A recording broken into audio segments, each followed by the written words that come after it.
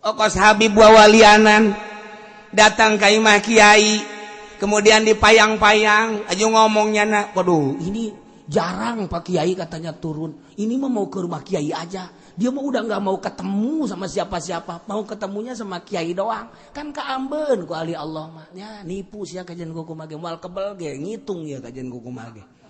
Oh, diuk nyenang geus kikieuan bae bangun papanaan teh terus ngobrol. Geus ngobrolnya teh dekeun ngobrol, terakhir doang Kiai kalau pengen selamat harus ngeluarin uang biji 9 cakna teh. Biji 9 gimana? 9.999. Eta mah kieu-kieu goblok.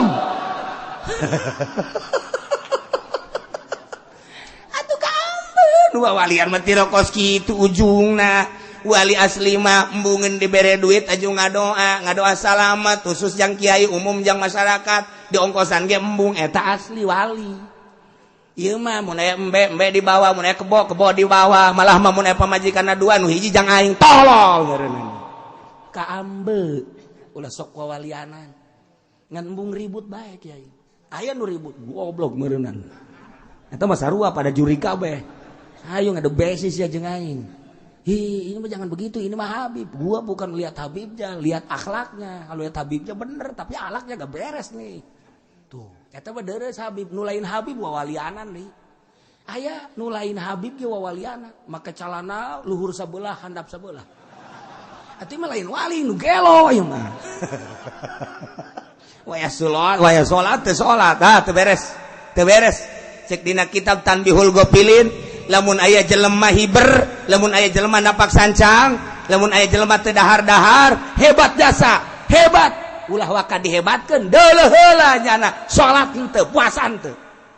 Lamun nyana bisa hiber, bisa napak sancang, tapi teu salat, namu ka imah urang, geus wali asli atawa lain usir kos kitu mah.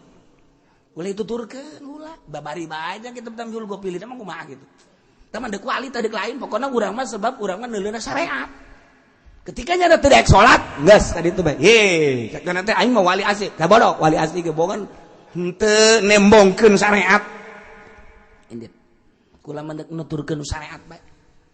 Tuh eta kan bunda eta kos kitu urang ka urang ngeunah. Bisa aya jelema wawalianan kieu kitu haju salat henteu, puasa henteu. Aju hitut ge salat bae. Wow.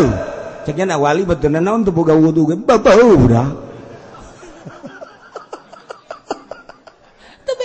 Wali tas itu tuh tadi kan jadi imam deh. Saya imam. Iya pan wali iya pan tadi tas itu tuh wali mah batal na cak jana. Ambo. Geus tapa nyaminan tu Allah mah geus di masjid tas ya tiris-tiris los. Kaya hoat. Ya Allah. Ulah sok sambarana. Biasa bae sin wajar. Aya Habib bangun luca lece. Luhur ya kajian kumaha ge beda. Kadeul gerak-gerakanana matana dan lain. Kajian teh ngomong kieu ngomong nyahoan i luhur kajian kumaha ge. Tah atawa nu lain Habib oknum Habib loba jasa ku ari mah. Lain Habib ngaku-ngaku Habib. Ngaku-ngaku Habib ambalaya ku ari pugu indiahe. Ya Allah, iya mah indiahe mah. Ya, batur hema malini ngaku Habib ya. Beres ya. Loba jasa ya ku hari. Tasih hade. Geus pokona mah mau ngaku-ngaku kitu mendingan tinggalkeun bae lah. Tinggalkeun geus ulah, mesti urang katipu. Bismillahirrahmanirrahim. Nyaritakeun kaum Bani Israil panjang pohara. Sebab Yahudi mah nu mantak panjang dongeng dina Al-Qur'an moal eueuh terus bae. Mantak jadi kaca, jadi intibar. Yahudi zaman Kangjeng ieu titah dideuleu ka luhurna ka ditu. Yahudi di zaman Kangjeng Nabi Musa alaihis salam. Terus datang ka kuari Yahudi mah ambalaya. aya nu asli Yahudi di Israel Amerika, aya nu Yahudi asli berkeliaran ke tiap negara, aya anu rupa nama orang Indonesia hatena hate Yahudi loba tah manukis. Ya Allah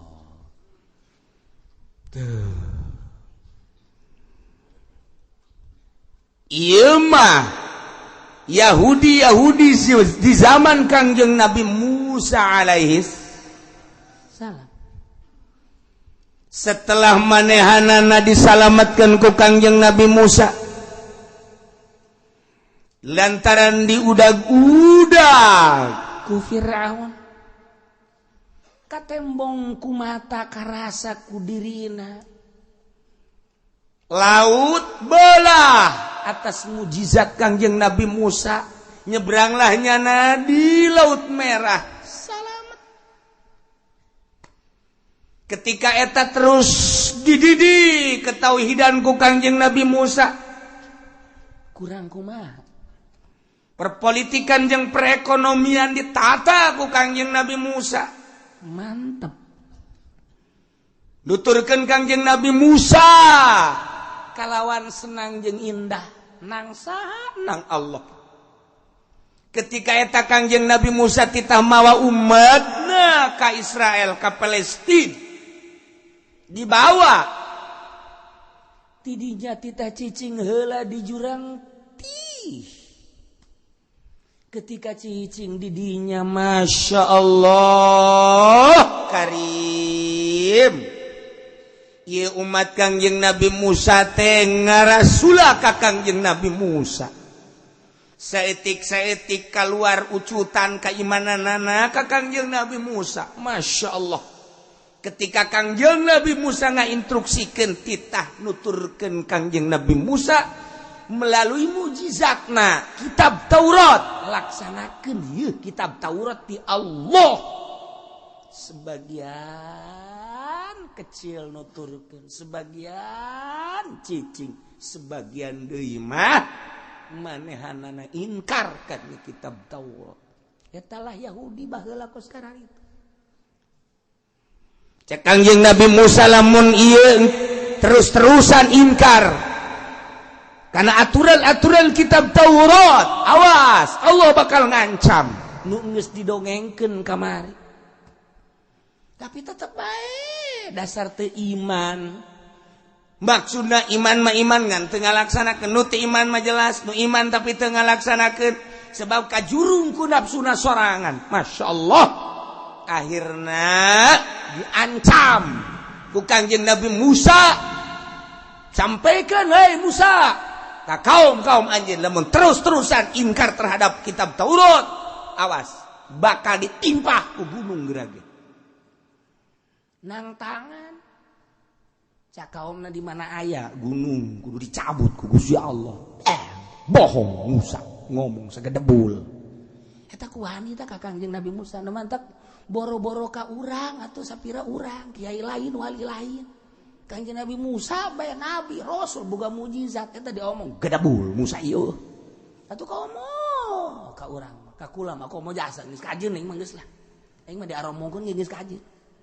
Diaromongkeun ieu kiai ngaram-ngaram kredit segala rupa moal maju. Je, biasa ki uci mah bloon cak teh. Kajeun emang caknya, emang cak aing. Ha, sia sakedeung deui, emang cak aing cak Quran aing mah. Deh, ki uci mah bloon. Aing kadenge ku ciri aing di bloon-bloon. Atuh aing mah ngeun aing di bloon-bloon kuno edan ieu. Salah tuh. Segala ulah ka partai, segala naon, kiai teu mah kos kumaha sih jelema kos kitu amat cenah ada kumaha majuna. Tuh, sia mah salah bae lain ulah ka partai, di partaina karena Allah. Atuh moal bisa, atuh aing moal bisa mah sia tolol berarti. Je, sia anu tolol. Tungtung nama aing jeung nya napa tolol-tolol bae. Rasakeun ku sia geura di partai ayo lamun teu karena Allah. Ilmu sia hook. Bakalna engke ilmu sia raragagan ge. Bener bae.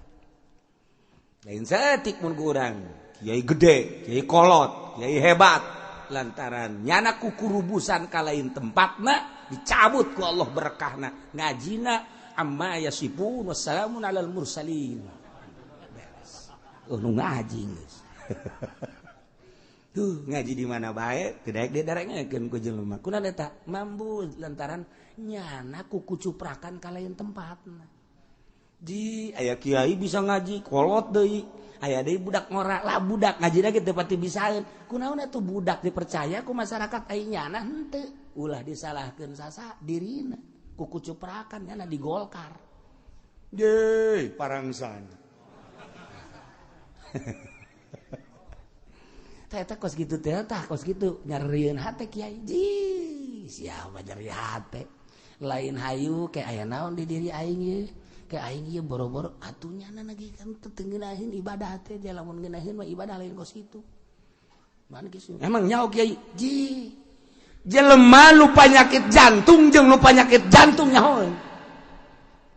nyahoan sebab naon nyana ngarasakeun aing panyakit jantung kos kitu tah nyana ngap-ngapan jantung yuk bukan saya mau bukan jantung bukan ini kerasa di sini ngapain iya panas ya iya sini panas iya itu jantung bukan begitu di dokter kan bener jantung nyahuan tah nu boga penyakit jantung jeung boga penyakit jantung deui engke ngobrolnya nyana perjantungan bae udah ke dokter iya diring saya juga diring akur tah tinggal urang mah ngadengekeun bener tuh nu boga penyakit lambung jeung boga penyakit lambung akur sia kunaon eueuan we lambung aing sarua sia geus ka dokter geus disuntik bos salila disuntik mah ngeunaheun tah sabinggu mah ka dieu aja eueuan deui bae diurut geus aing diurut geus ka aing geus cek nya teh aja make naon make koneng diudak-udak kitu tah alhamdulillah ka ngising-ngising di koneng aing heuh aing ge cek nya teh akur tah nu boga penyakit lambung jeung penyakit lambung akur kajian kumaha ge nya kuari guru jeung guru tah guru SMP jeung guru SMA ngobrolnya akur bakal akur nyambung uplak nya tah uplak dia euy anu ka korupsi kan yang ngobrol akur nyambung ya urang teu jam urang ye santri ye urang kiai ngobrol jeung PNS nyana ngobrol jeung baturna urang teu kaharti sebab pagawean nyana urang mah teu pengen teu kaharti anulah istilah-istilahna ge teu nyahoan nyana mah jeung nyana nyambung jeung urang mah teu atuh kitu bae terus nah ieu ge ahli Allah jeung ahli Allah wali nyambung jeung wali deui kajian gugum lagi nyambung bae ketika dek ngobrol nyambung jasa anulah nyaritakeun penemuan ieu nyambung nyaritakeun ngobrol jeung anu lain ahli Allah ngan sakadar ulama biasa bae teu nyambung nyana turun ka handap set endek hayang nyambung adaptasi geus nyambung ketika Kiai Golkar ngobrol jeung lain Kiai Golkar mah nyambung atuh lantaran nyana pengalaman di Golkar nyana teh kampanye ke anu kadang dibere duit sekian kadang-kadang minta tambah deui pan ngobrolkeun kos gitu tah kiai nu ieu mah nun teu ka Golkar atuh pan nyana kitu amat kos itu amat bung lain bung ngadegetan nyana lah emang kunaon aing teu dibere sih tuh siapa pajar bener bae kan siapa tolol tuh lain nyambung tapi Kiai Golkar jeung Kiai Golkar deui atau Kiai partai jeung Kiai partai deui nyambung bakalna tapi nu lain partai teu nyambung nah ieu mah keur carita ahli fikih jeung ahli fikih deui atuh nyambung nyaritakeun rukun wudu nyaritakeun rukun salat akur engke nyana ge nyaritakeun kula manggihan di anak kieu oh eta mah sarua jeung di Fathul Wahab kieu asalna dina ikna ge akur tapi fikih jeung fikih deui ahli tasawuf jeung ahli tasawuf kakarak anu carita berjalan doang nyaritakeun aing ja ieu tasawuf ke can manggih ngeunah ieu ge sarua can manggih jeung nu can manggih ngeunah ngobrol nya ge sarua bae ketika anu geus manggih ngeunah ngobrol jeung nu geus manggih ngeunah de akur bae nah etalah dunia selamana kos kitu bae urang nu jeung sajambungna di dinya nyana teh klimakna di dinya akurna tuh tak iya ge sarua bae lamun urang nyaritakeun zaman baheula jeung kuari atuh akur bae mantak ieu nyaritakeun tentang Yahudi baheula jang nasihat ka Kangjeng Nabi Muhammad sallallahu alaihi wasallam ketika umat Kangjeng Nabi Muhammad didakwahan ku Kangjeng Nabi dibere Al-Qur'an Kangjeng Nabi teh didakwakeun ka umatna aya sebagian nu narima sebagian nu cicing sebagian nu inkar atuh sarua jeung Yahudi zaman baheula nu mantap cek Gusti Allah Al-Qur'an anjeun Muhammad inget anjeun Muhammad kana hiji sejarah inna taqnal jabala waqtuna kaulan nu agung ngangkatkeun ngaluhurkeun kana gunung rafa'nahu min asli dicabut ku Gusti Allah gunung fawqahum diangkat ka luhureun umat Bani Israil nu bangkawarah lantaran manehanana inkar kana kitab Taurat nuturkeun aturan-aturan syariat kitab Taurat dititahayu cakang yang Nabi Musa embungeun nya nama dibere warning ku Kangjeng Nabi Musa awas bakal kena siksa tetep bae terus bae kajadian gunung diangkat ku Gusti Allah dikaluhur-hulukeun nyana Masya Allah tuh cakang yang Nabi Musa sing hades ya gunung diangkat ku Gusti Allah ka'annahu zullatun seakan-akan gunung teh diluhureun huluna kos mega bae di luhur nyahoan ieu gunung di luhur teh ka'annahu zullatun wa zallu nyana boga keyakinan annahu waqi'um asana ieu mah ragag aing disiksa ku gunung disiksa ku gunung babe Yahudi teh neuleuh ka luhur kusieun-sieuna gunung diangkat ka luhur terus seakan-akan niungannya na okos mega kumaha eta Yahudi sarujud kabeh brak sieun ngan sujudna make palipisan kenca bek maksudna naon nu ieu neuleuh ka luhur cak jana ragag moal tolol teh coba itu gunung geus di luhur tololnya teh goblok mantap ku hari Yahudi mah gitu mun sujudna gitu Yahudi di Israel tek kenca nya tek kenca nya ieu neuleuh ka luhur Yahudi ku hari kitu bae ku hari ge masyaallah kari eta kabangkawarahan teh datang ka dinya tah kabangkawarahan teh datang ka dinya nya da boga keyakinan bahwa gunung teh bakal ragag kajana nimpahnyana nyaona ti mana biwa'dillah iyahu janji Allah ka marenahanana biukuhi ilam yaqbalu ahkamat Taurat bakal ditibakeun gunung kajana lamun teu narima kana undang-undang kitab Taurat masyaallah nya ge nyaweun jati Kangjeng Nabi Musa cak Kangjeng Nabi Musa lamun sia lamun maneh lamun aranjeun henteu kitu naon ngalaksanakeun aturan-aturan kitab Taurat bakalna ditimbah sia ku gunung diangkat nyana kaget bersujud ngan palipisan kenca doang nu katu deuleu ragag moal mana teh mun ragagnya bae tapi tetep bae tah Kangjeng Nabi teh dibere ku Gusti Allah inget Muhammad Yahudi mah kos kitu nu baheula kunaon si eta nu bantak nyana henteu narima kana kitab Taurat wa kanu abawa lisiqliha ku berat galaksanakeun kitab Taurat teh kudu salat, kudu zakat, kudu puasa. Tak kuari ge sarua ketika Kangjeng Nabi dibere Al-Qur'anul Karim. Haju didakwahkeun ku Kangjeng Nabi. Geus kajeun di zaman Kangjeng Nabi kuari di zaman urang ieu Quran didakwahkeun. Tak cak Quran salat siap. Narongton TV bae. Maghrib nonton TV, Isya nonton TV. Ya Allah, ya Rabbi, jak kitu-kitu keneh. Awas ya, cak Allah. Gunung kuaing sia. Diangkat sia kuaing. Minimal dibetuskan kuaing sia gunung. Kena batuk. Batuk boro-boro gunung aki-aki ge urang batuk kaganggu ku aki-aki. Ohe teu eureun-eureun. Eta kobo gunung batuk. Galunggung batuk ribuan jelema nalangsa. Gunung Merapi batuk ribuan jelema nalangsa. Gunung Krakatau lain batuk deui tama tsunami jutaan manusia bahkan misah antara Pulau Jawa jeung Sumatera Gunung Krakatau batuk na gunung mah kos gitu. Batuk aki-aki mah paling nama kapacirit. Kapacirit, aki-aki dan kapacirit. Aduh, diharap di luar. Kalau lagi sepugu diirung diceli. Kapacirit deh, buat deh kapacirit atau buat daging. Tapi lain kapacirit, tapi kiai kapacirit baletik. Tapi gue deh sekedar kiai, ngising batu ngarana lah. Tuh, itu batuk. Tah, iya sih ada. Kuari ditita salat api lain.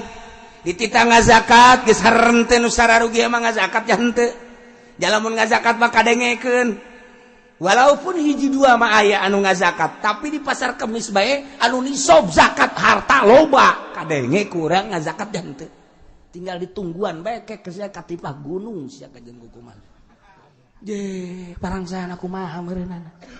Tuh. Tita munggah haji, rata-rata munggah haji mah hampir daraekeun tinggal hiji dua doang numbung.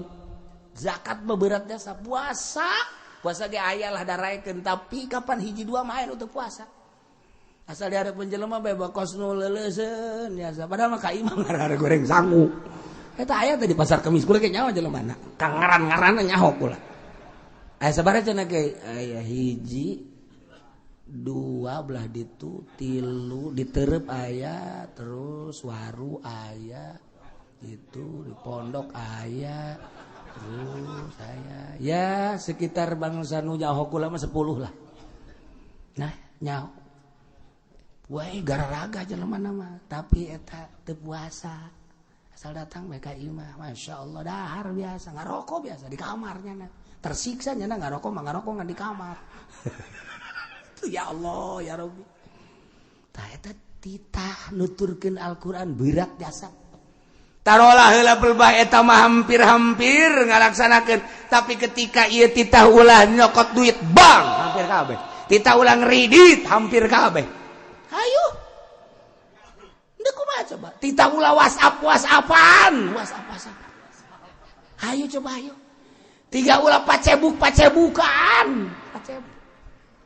Nah coba cebuk kieu salah maca lah kumaha aing bae pokona heula.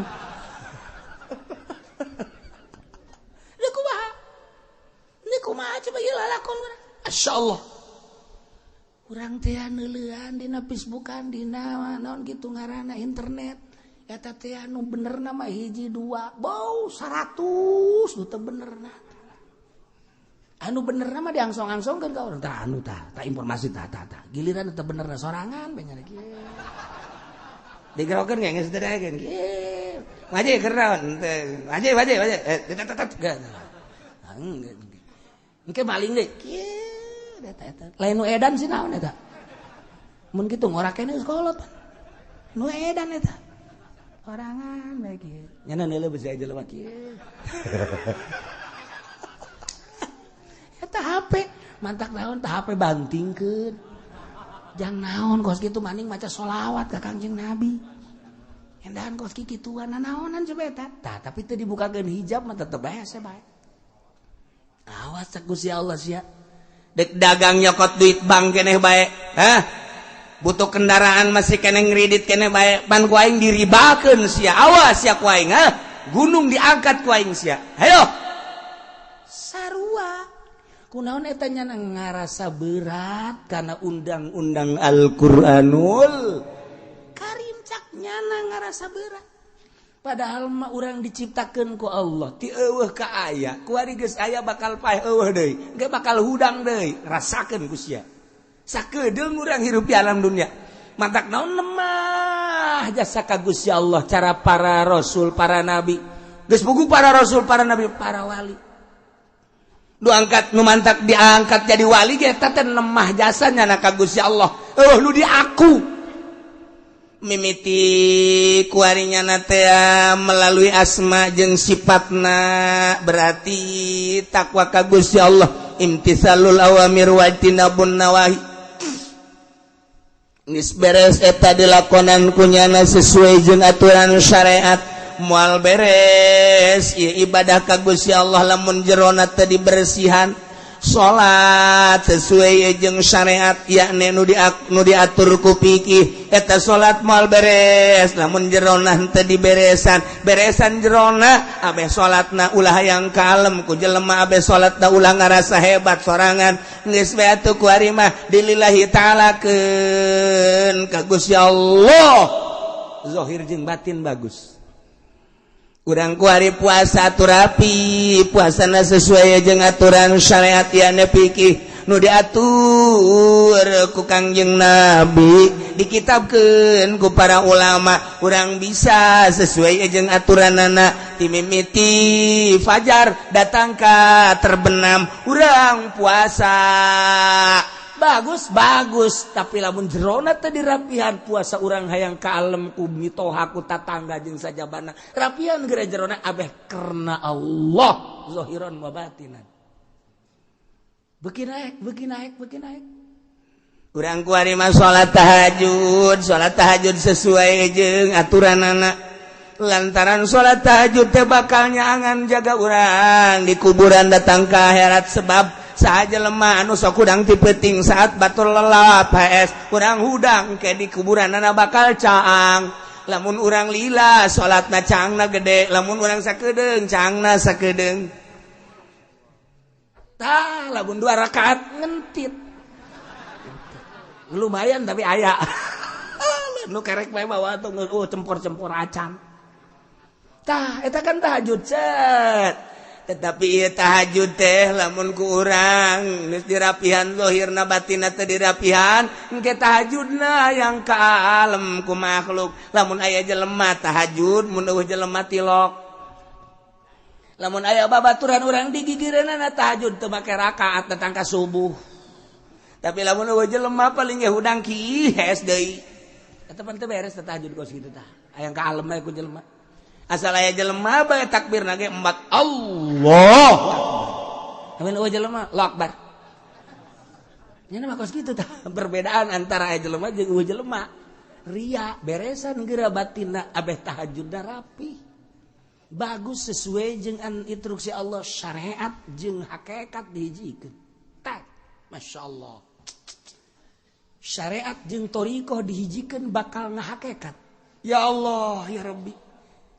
Berat soteh lamun urang ku nafsu tapi lamun nafsu urang geus dieuweuhkeun di diri urang hampang mawa syariat ku ari ti eueuh ka aya nang Allah aya nu ngaturna Allah engke bakal maot nu ngamaotkeun Allah engke bakal dihudangkeun deui baas ngaranna dihudangkeun ku Gusti Allah digiring ka masyar nang Gusti Allah timbang amal urang teh bakal ka sorga atawa ka neraka nang Allah ngan urang dibere ikhtiar jang nyantelkeun ganjaran jeung siksaan nu bakal dilakonan ku urang jaga di yaumul kiamah sing ada ieu tah lamun urang inget ka dinya mah urang sadar sasadar-sadarna ku ari kurang ditanya diri urang ai sia ieu nu saha nu Allah kabeh lamun ditanya sia nangieun sa nangieun Allah eta mata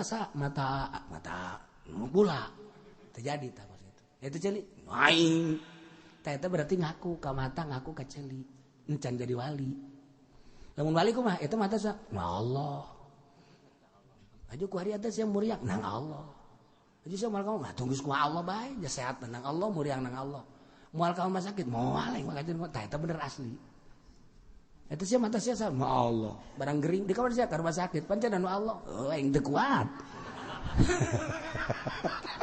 balik deui berarti ka syariat tokos kitu tah sih hade salah atuh henteu ngan urang dina syariat berarti henteu dina hakikat tuh ya Allah ya Rabbi terus so gerak terus begitu di aku bae ku wali mah teh di aku aja ieu mata nu Allah geus lamun ieu mata nu Allah dek di ka Allah keun kumaha sesuai perintah Allah cak Allah kudu neuleuh Al-Qur'an ku aing dideulekeun ka Al-Qur'an cak Allah ulah dideulekeun kana awewe nu lain mahram moal ku aing mah nurut jasa ka Allah lamun urang geus bener-bener nurut ka Allah hampang dagang lantaran butuh dahar jeung inum sebab urang boga tanggung jawab pamajikan jeung anak sebab urang teh kudu mere dahar napakah ngaranna ka pamajikan jeung anak bahkan mere baju bahkan ngimahan ke satu orang teh usaha kuari dagang dititah ku Gusti Allah dagangna. Nah kuari dagang teh dek ngalaksanakeun anjuran Allah sok menang ganjaran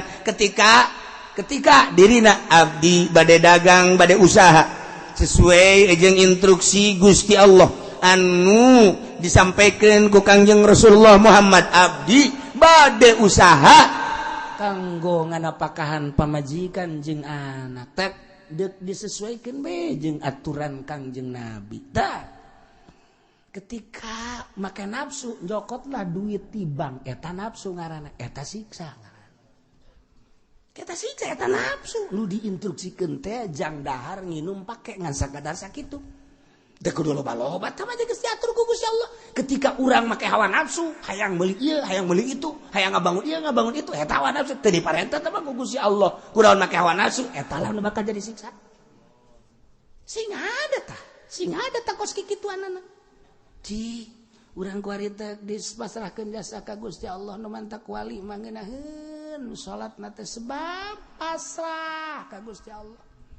Allahu akbar. Zahirna maka piki sesuai jeung Fathul Muin. Batinna dipasrahkeun ka Gusti Allah lantaran ieu awak lain nu abdi nu Gusti. Haju ku Gusti teh dititah ruku titah sujud Gusti, boro-boro titah ruku titah sujud jak lain nu abdi nu Gusti. Andai kata titah perang ge abdi mah daek bae Gusti. Sebab geus pasrah jasa ka Gusti Allah. Eta lamun urang geus pasrah ka Gusti Allah ja abdi teh nu Gusti aju engke daek teu daek ja abdi bakal dicokot teh ku Gusti atuh manian ku ari abdi nurut ka Gusti. Sapiraha titah ruku, sapiraha titah sujud. Haju sapiraha titah maca Quran lah jang geus niat enan nginaheun jasa. Nu embungna urang nafsu urangna. Nu embung teh nafsu urang. Tah eta nafsu nu kudu diperangan ge. Ai limbah mah di pabrik siap golok. Perang nyawa taruhana siap bae. Nafsu eta kos kitu tah. Deres tah mah masih keneh kadeuleu bagus. Iya ye perebut. Nyawa taruhana ka jeung kumaha ge sarwi ti aing dicokot ku nyana goblok biasa. Aing ge aing mah syahid bobo. Sabilillah caknya lain sabilillah sabil sarwiti tah mah. Tak eta kapan hawa nafsu nu geus kitu ngaranna coba lamun urang sadar mah sarwiti sia dipaling ku batur kakamalah geus mandingan daripada huru-hara mending dek neangan deui bae. Emangna dunia sedaun kelor. Aing dek neangan ka Lampung sugan aya nu model sia deui. Sia putih di Lampung loba nu putih ngan sia mah ieu kajen kumaha ge lantaran tatangga bagus akhlakna ngan aya di Lampung mah bejana. Bangun dek ngerekep bae teh ka salaki. Tapi aing kajen lain neangan deui, kajen sadar kan ngelesat. Lain milik aing meureunana tah mah geus aya suratan di Lauhil Mahfuzna. Bae. Masyaallah, muri ka kulu urang ngadengeuna ge. Ya Allah, sadar teh tah. Tah, hayang sadar model kos kitu hese jasa. Sadar, sadar. Geus lamun urang penting hudang. Tak neuleuh jam hiji. Ya Allah, ya Rabbi, Gusti. Ieu keur hees haju hudang nu ngahudangkeun kula saha. Lamun lain Gusti nu ngahudangkeun abdi ja abdi moal hudang. Jakajeun teuing di sejak-sejak ge hudang ai ku Gusti teu dihudangkeun mah jah henteu bae.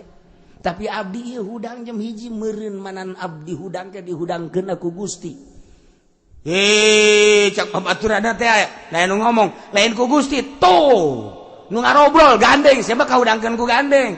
Jageuninganan teh babaturan aing gandeng ge kerek. Gandeng ku gandeng na kerek. Eta mangan sakadar adat doa. Dihudangkeun ku Gusti Allah jam hiji. Alhamdulillah Gusti. Nu ngahudangkeun abdi teh Gusti. Ieu awak abdi deuk dikagustikeun bae ku abdi. Pandian ku urang. Tiris. Tanya ku urang awak. Ai sia nu sa Allah, ai cai Allah, ai tiris nang Allah. Aja sia nu bersih ti tak kusa ku Allah. Aja deuk ka mana ieu sia? Deuk ka Allah, pan ka Allah kudu bersih. Heueuh, haneut ka rasana. Bakal haneut ka rasana. Tak tiris teh nafsu.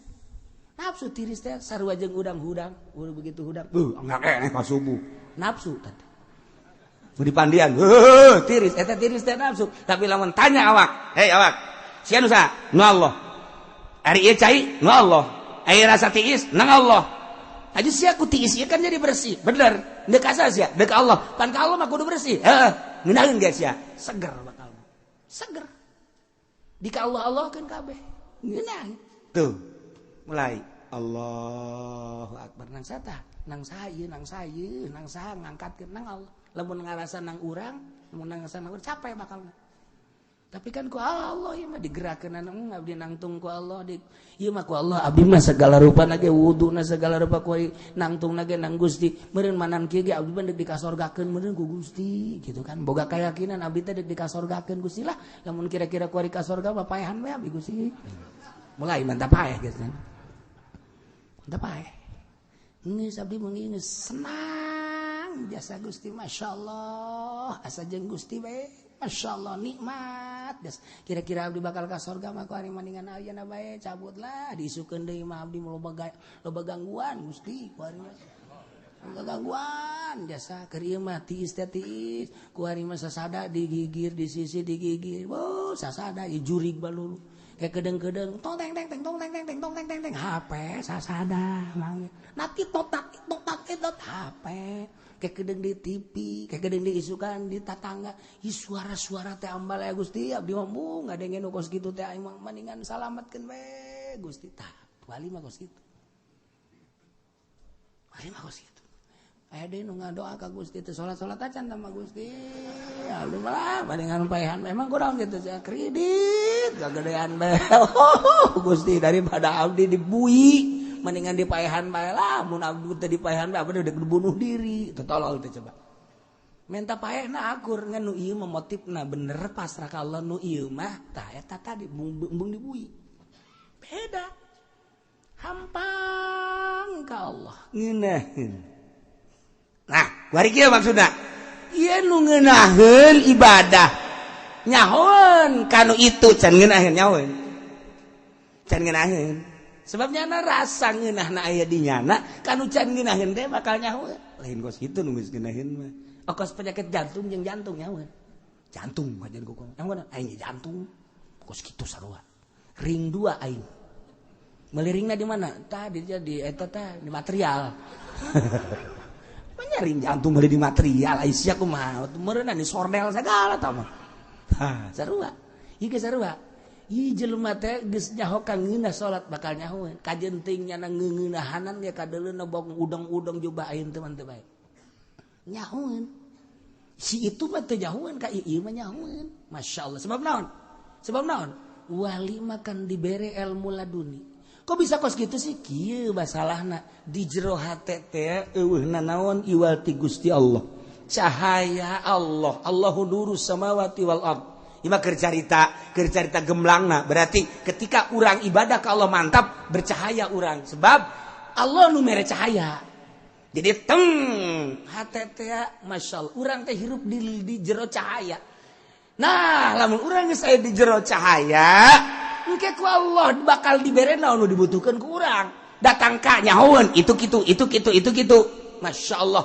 lamun wali nyahoeun lamun Syekh Nawawi nyahoeun bahwa ieu salah lantaran kadeuleu baitullahna eta ilmu laduni ngaranna lamun Mbah Bolong nu urang mun zara ka Ampel disebut Mbah Bolong kunaon eta lantaran ieu masjid kurang iblat henteu percayaeun jelema sekitar eta dibolongan kan kunyana mimbarna di deuleu tuh baitullah batak telah bae Mbah Bolong kunaon eta padahal teu kudu dibolongan kitu teu kudu eta mah jang supaya batur ngararintip coba intip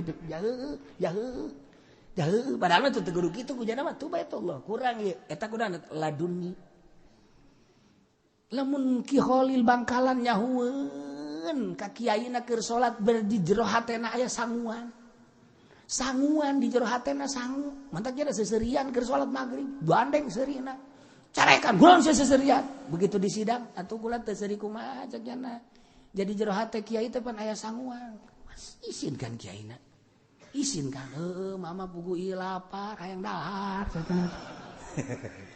kan ilmu laduni ngaranna lamun enggeus urang ka Allah bakal kanyahoan ngan moal loba omong wali Allah mah nyumputkeun kajen ting disebut teh nyaho daripada disebut nyaho ngan nyana nyaho.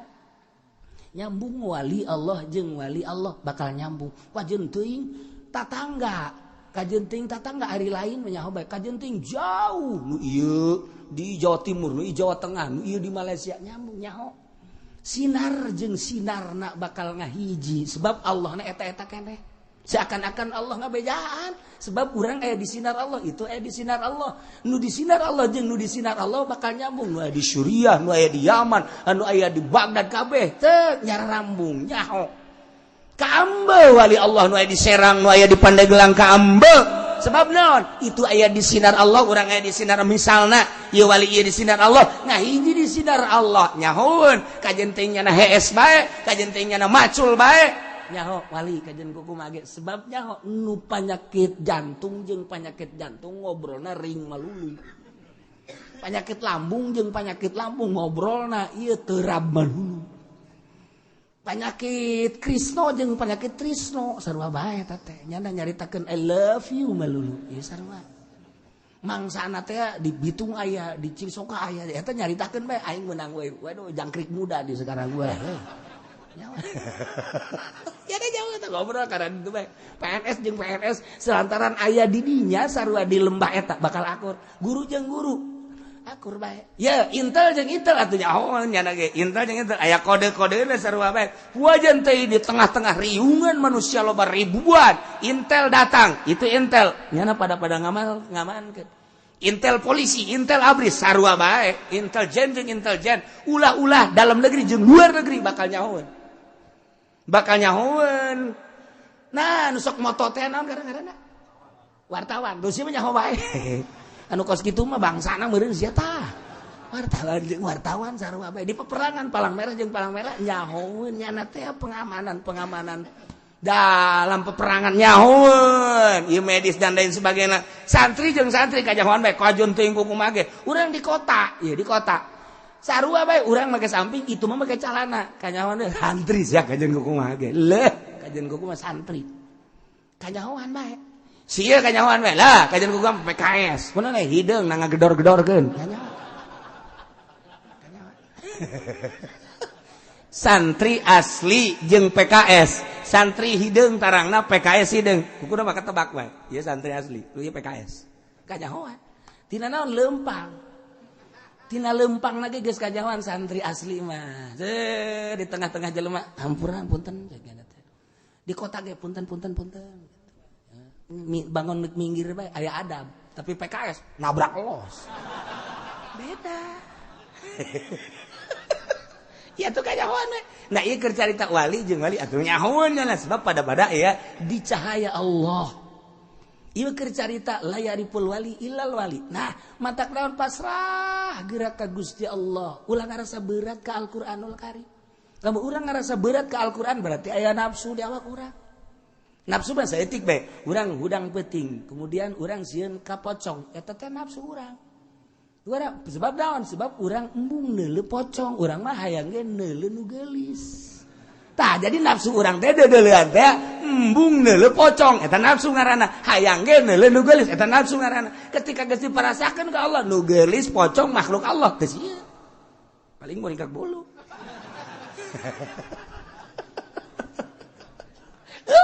sia malah nang tangan geura ge malah nang tangan urang malah nang tangan ayo sia ji sebab naon di jero kolbuna geus aya Allah lawan ku sia Allah ye sia neraka sia urang geus deukeut jasa jeung Allah mata kajawan hendak aya jelema wawalianan tengah peuting jam 12 manehanana mantas nyanyi lagi nyanyi model naon gitu ngaranna wali nyanyi wali bantes ya Nabi salam lah gambusan marawisan nah ieu wawalianan ya halal sekian itu mah kejanjian wali sekian saya kan udah jadi wali nyana kebeneran mentas haju kapetingan mana hujan mana candahar kebeneran dia ya imah kiai ya. Masya Allah kebeneran kiaina bener-bener geus jadi ahli Allah ya aing dekai mah kiai ngendong di manyana pasti sarua pada wali mangke aing disuguhan ke aing dibere kamar aing mandi ngeunaan isuk-isuk aing balik geus dibere nyarap mantep lah cek nangis Masya Allah alhamdulillah cek anugerah ti Allah di luar kene geus ngomong gitu geus disebut anugerah. Assalamualaikum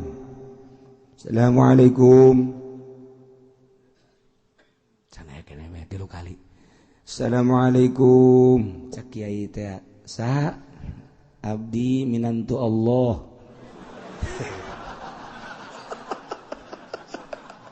eta bahasa geus luhur jasa tama bahasa luhur tama geus abeh di pajar wali kan maksudna wali asli mah ngomong gitu masalah geus paham geus wali jeung wali mah paham sanajan salah ge sebab timbul tina kadeukeutan cenah jeung Allah aing nya ge nurutan bahasa wali abdi minantu Allah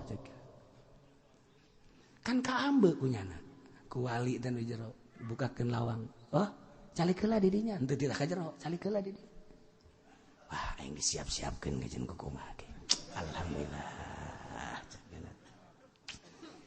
horenganan kiai nu ahli Allah mah wali teh make baju heula rapi taju keluar ngobrol sakedeung di mana ye abdi mantos dakwah cek nya teh alhamdulillah masyarakat antusias mudah-mudahan bisa ngamalkeun cek nya terus abdi kapentingan hayang istirahat deui istirahat nu paling ngeunah mah sama-sama mantu Allah cek nya teh ya urang di dieu lah deui lain teu kabeuli hotel lain teu kabeuli tapi wah minantu Allah teu pantes cek nya kudu di hotel iwalti kudu jibabarengan jeung minantu Allah deui kan wali mah nyaweun sia mah lain minantu Allah cek nya teh sia mah juri cek hatena teh geus we tujuannya na hayang ngendong didinya bakal dibere kamar mandi dahar katirisan kalaparan nyana bakal nikmat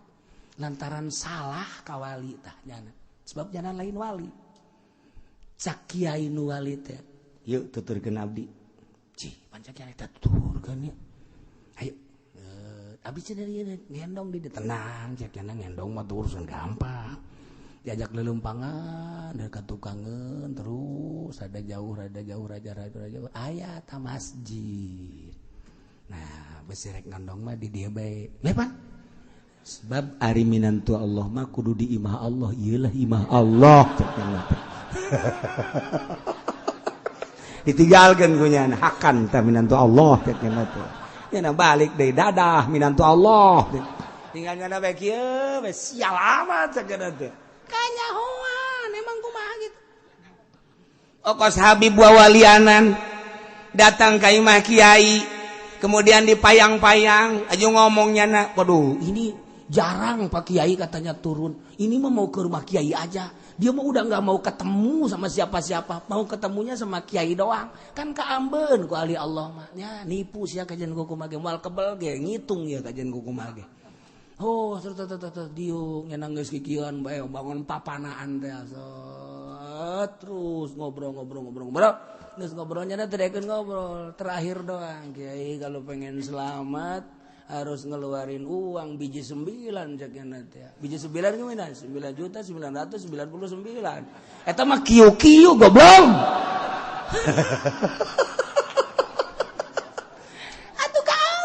dua walian mah tirokos kitu ujungna wali asli mah embungeun dibere duit aju ngadoa salamet khusus jang kiai umum jang masyarakat diongkosan ge embung eta asli wali ieu mah mun aya embe di bawah mun aya kebo di bawah malah mah mun aya pamajikanna dua nu hiji jang aing tolol ngeureunana kaambe ulah sok wawalianan ngan embung ribut bae kiai aya nu ribut goblok meureunana eta mah sarua pada juri kabeh ayo ngadu besis ya jeung aing.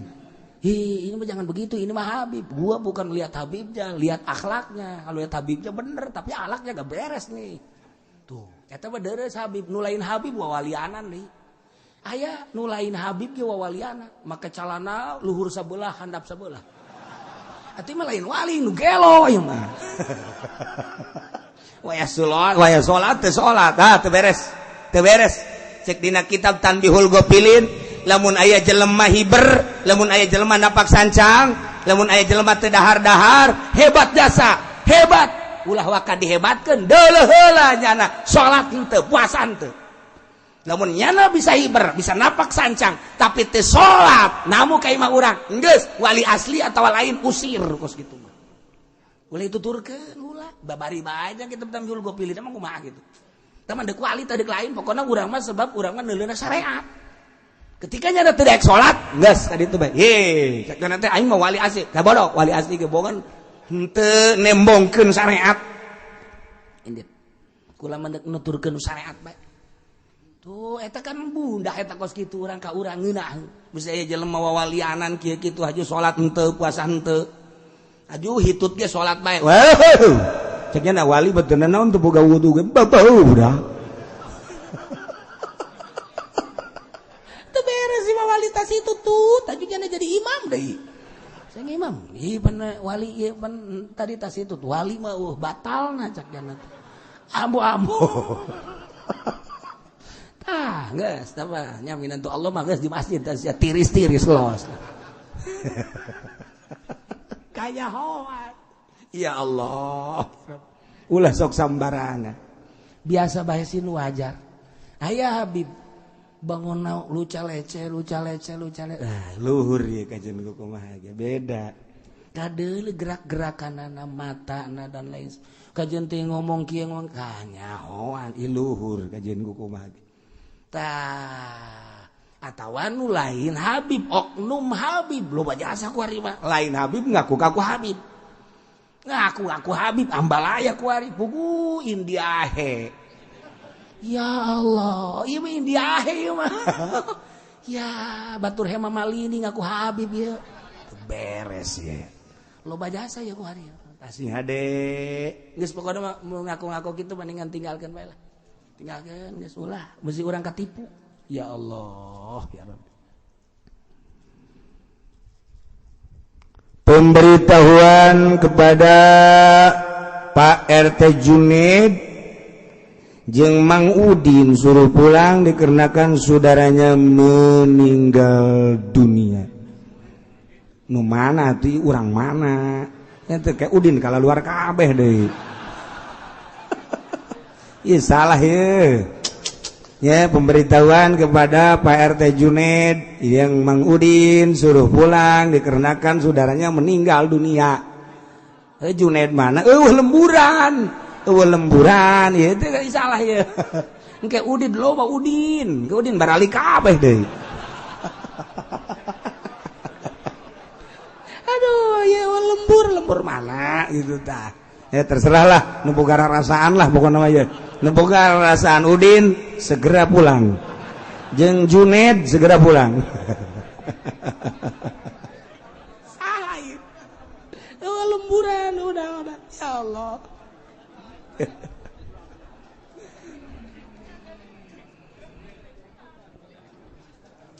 Ka'annahu dhillatu wa dhannu annahu waqi'um bihim. Gunung diangkatkan ku Gusti Allah seakan-akan mega di luhur nyaungan manehanana ngiuhan manehanana. Bani Israel boga keyakinan bahwa gunung teh bakal nemle ka manehanana ragrag. Lamun manehana teu narima kana hukum-hukum kitab Taurat, nu mantak manehana teu ngalaksanakeun lisik liang ngarasa berat.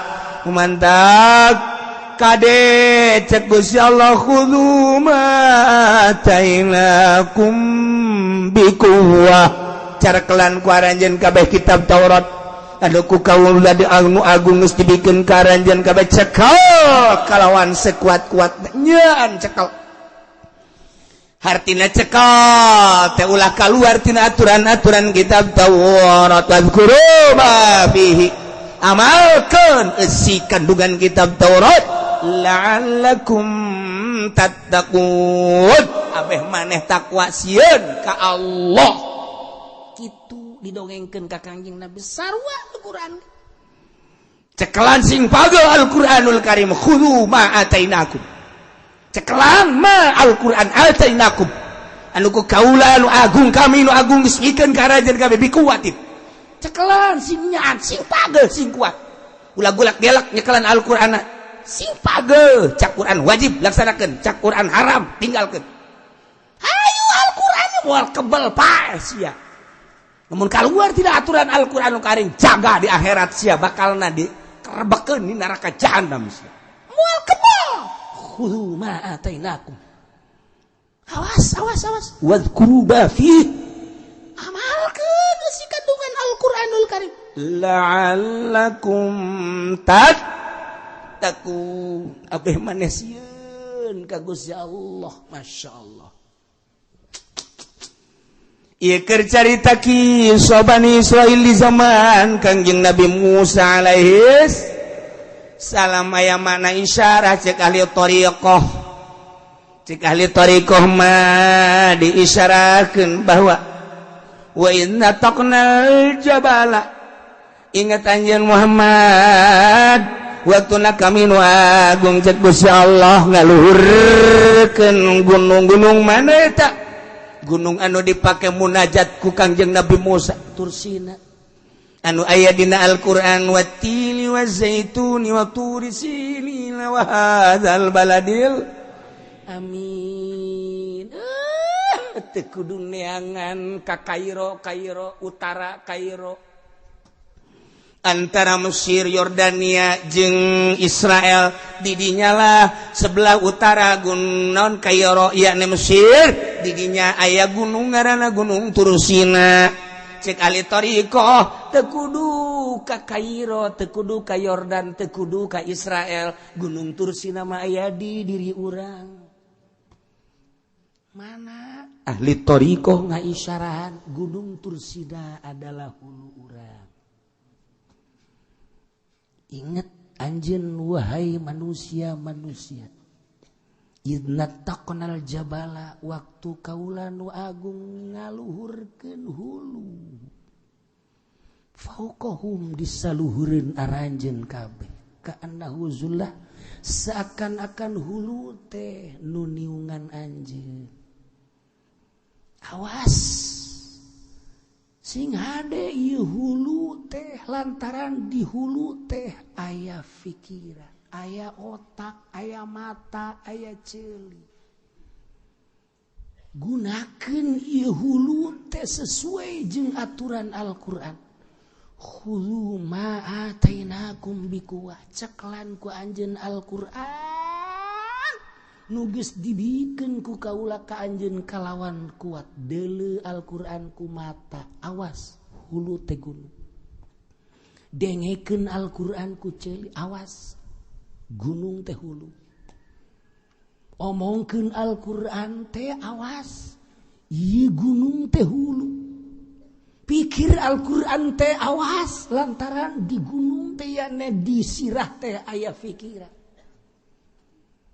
anjeun teh lamun teu ngatur hirup teu sesuai jeung aturan Al-Qur'anul Karim awas hulu bakal jadi siksa ka sia bakal dibadukeun hulu ka sia muter hulu teh gunung teh dedeleuan teu pararugu dedengean teu pararugu gara-gara deuleu denge omongan jeung pikiran bakal disiksa sia jaga di akhirat lantaran ieu teh sumber siksa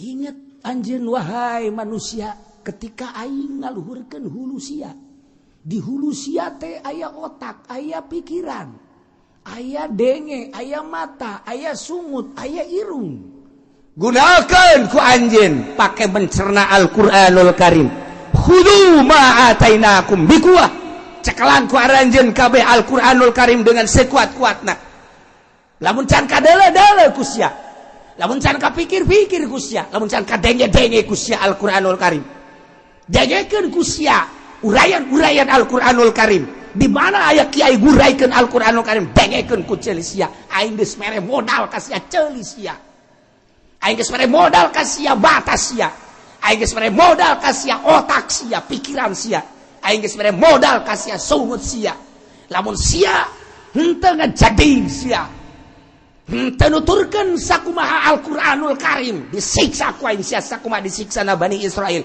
diangkatkeun ku ari ku aing sia hulu sia dibadu-badukeun ku aing sia lamun henteu ku ari di akhirat sia ku aing kulub sia idza taqnal jabala modal gunung urang geus aya teu kudu neangan ka Kairo teu kudu neangan ka Yordan urang teh geus dibere gunung ku Allah hulu urang seakan-akan gunung cek Allah khudhu ma atainakum biquwwah wadhkuru ma fihi amalkeun eusi kandungan Al-Qur'an la'allakum tattaqun hayu sia abe takwa ka Gusti Allah sing hade ieu hulu urang titipan ti Gusti Allah bisa jadi rahmat ieu hulu bisa jadi siksa ieu hulu tuh masyaallah nu mantak dina surat Baqarah geus dijelaskeun wa idza qanna waktuna kaula ngalak misaqakum marafana fawqakum at-tur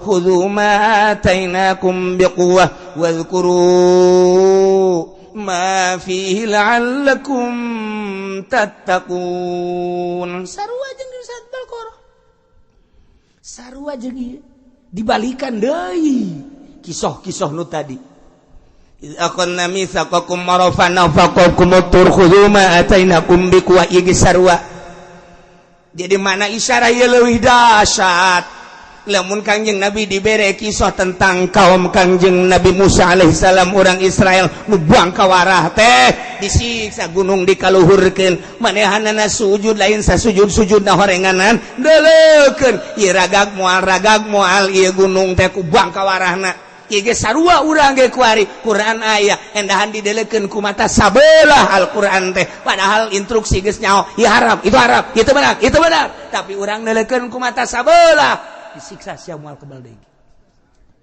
sing hade sia masyaallah sadarkeun diri urang komo geus karolot moal ka mana deui pasti urang dipiceun ku anak incu urang ka leuweung dikubur urang sapoe 2 poe 3 poe saminggu bakal nahan getihan ajur awak urang nu kuari ku urang dimumule ku urang dagang teu nyaho haram urang teh deuleu teu nyaho haram deui teu nyaho haram asa nu urang asa nu aing asa hebat awak aing teh kakayaan aya di aing jabatan aya di aing kagungan aya di aing sakedeung deui sia bakal jadi cacing di jero kuburan sia sing hade khudzu ma atainakum biquwwah wadhkuru ma fihi la'allakum tattaqun sadarkeun diri urang dengan makna isyarah ialah jelema loba nu jaradi solihin loba nu jaradi wali-wali Allah lantaran gunung seakan-akan ieu adalah kitu sirah teu kudu neangan gunung Tursina teu kudu neangan gunung-gunung nu lain Allah geus ciptakeun gunung di diri urang bahkan diamanatan ku Gusti Allah mata ceuli irung sungut pikiran sing hade amanat tah gunung eta teh bakal jadi rahmat atau bakal jadi siksa diserahkeun ka sia cak Gusti Allah aing nyiptakeun sia aing geus jadiakeun sorga jeung neraka mudah-mudahan urang kabehan disalametkeun ku Gusti Allah sehingga urang bisa takwa ka Gusti Allah sehingga ku takwa urang bisa salamet bi barakati umil Quran al-Fatihah. Bismillahirrahmanirrahim. Alhamdulillahirabbil alamin arrahmanir rahim maliki yaumiddin. Iyyaka na'budu wa iyyaka nasta'in. Shiratal mustaqim. Shiratal ladzina an'amta 'alaihim ghairil maghdubi 'alaihim waladdallin. Cirian ke bulan Syawal kapanggih deui aya tandaan. Cirian di dinyana sampai di sini libur panjang.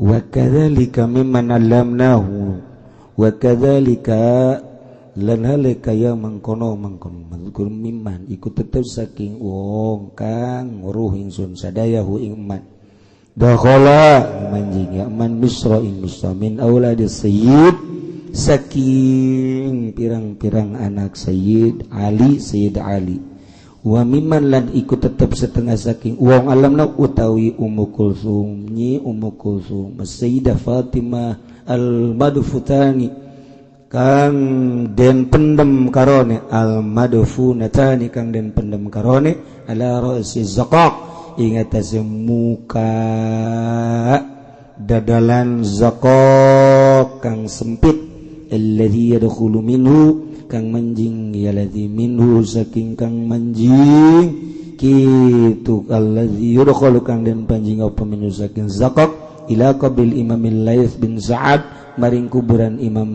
Laits bin Sa'ad abeh di Cirian tadi anu dikubur di Mesir nomor kahiji ialah Sayyidah Sakinah nu kamari waktu ka Mesir kami zararah ka Sayyidah Sakinah. Nomor kedua adalah Sayyid Muhammad Al-Anwar dulur Zainul Abidin.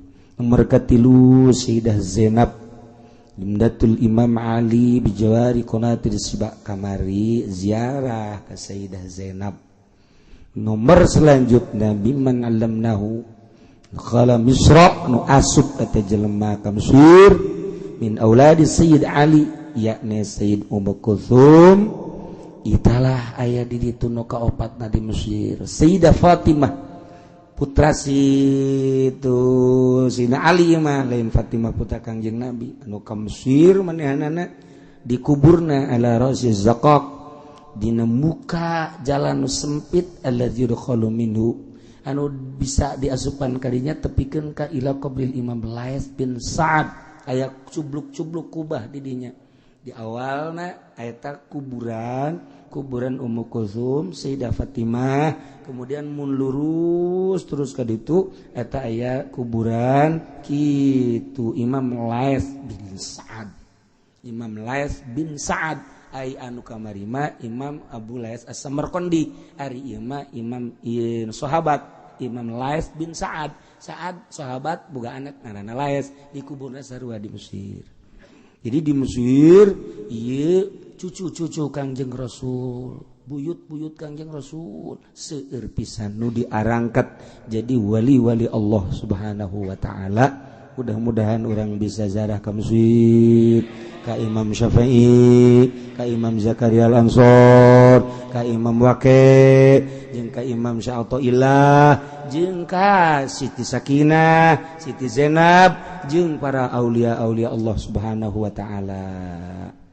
Cirian deui di dinya. Abeh engke urang kitu. Setik deui. Wa Sayyidah Ruqayyah Al-Madfunah bil qurbi lan Sayyidah Ruqayyah kang den pendem kalawan parak min jami syajarat tidur saking kitu besi jami syajarat tidur bil qurbi min dakhilil khalifah amiril mu'minin al-Abbasi wa qila annaha la dan ucapakeun anha satuhuna ya Sayyidah Ruqayyah ikum min amai Sayyid Ali saking ikut tetap saking pirang-pirang gitu amat Sayyid Ali lamin binaihi ora saking lamin banati ora saking sake anak wadone Ali kitu kene aya deui ngaran Ruqayyah eta lain Ruqayyah putri Kangjeng Ruqayyah putri Sayyidina Ali al-madfunah dipendem dikubur deket jami syajar tidur deket min dakhil khalifah amiril mu'minin al-Abbasi didinya cek sakal mah Siti Ruqayyah mah eta teh amat Sayyidina Ali lain putrina karumpul kabeh di dinya maka dzalika cirian deui di dinya disinilah libur panjang wallahu a'lam bishawab.